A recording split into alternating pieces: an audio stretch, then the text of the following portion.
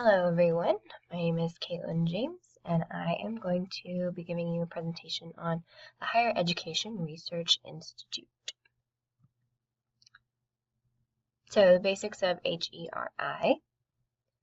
It's housed by the UCLA Graduate School of Education and Information Studies, the number 2 higher education administration program in the country, just so you know.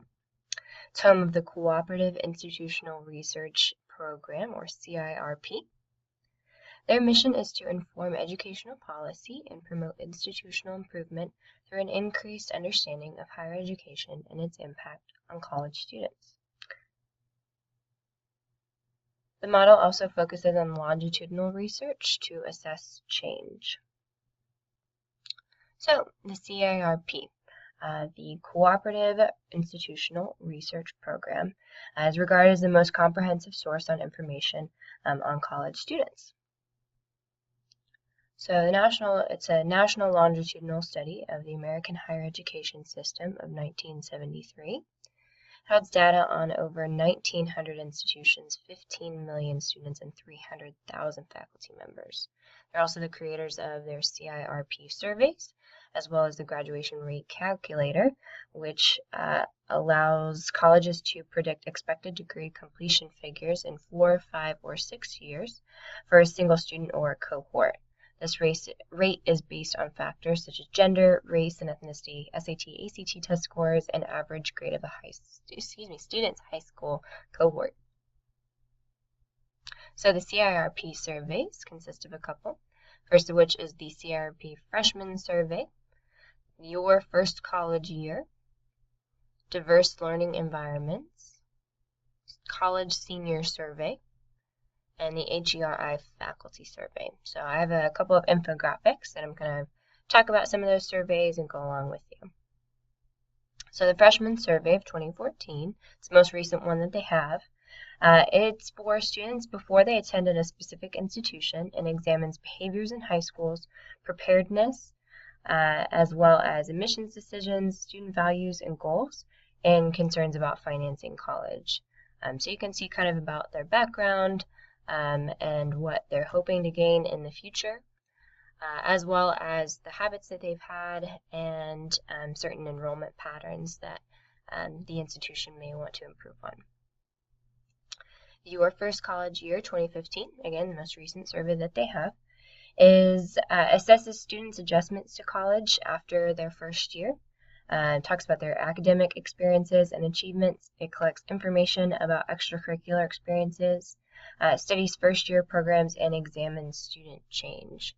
So you can see kind of a variety of the different data that they have, as well as what freshmen are doing in class and the concerns that they have. So you can see what they were doing outside of the classroom the first year. Maybe some of them partied. Maybe some of them were concerned about financial aid, but also conducting a balance is key, and this can be helpful in producing your first year programs. The Diverse Learning Environment Survey captures student perception about the school's climate, practices from all key constituents, including faculty, staff, peers, as well as student learning outcomes. This survey essentially hopes to foster a dialogue about diversity on campus, and in 2016 they're planning on including information regarding sexual assault and pervasiveness of that on campus. So it just allows the institution to have an understanding of what diversity means to that particular institution and maybe ways to go about improving that in the future. The College Senior Survey has useful data on students' growth while in college. It measures some of the same previous factors, but also includes student-faculty interaction, degree aspirations, post-college plans, and satisfaction with the college experience. So you can see kind of a little bit about if they're feeling prepared for employment in the future, the connections that they had with faculty, how much they utilize certain support services, and if they are ready and feeling confident in taking on their experiences after they graduate from college.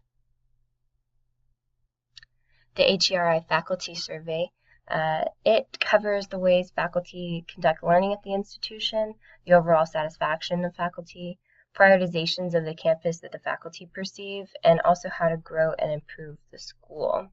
So you can see different experiences about what they think in regards to their interactions with the administration, how stressed they may be, and again, that factor of diversity and how important that is to the faculty at that institution. So just some tips and best practices.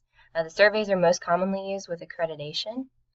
The surveys demonstrate a commitment to institutional assessment and improvement. The infographics can make an overwhelming amount of data easier to understand and visualize, and it's nice because they offer the opportunity to use those baseline infographics and customize them to the individual institution's own data. As a higher education administrator, it's important to have an educated understanding of current trends in general higher education campus climate of all students involved and the feelings on diversity.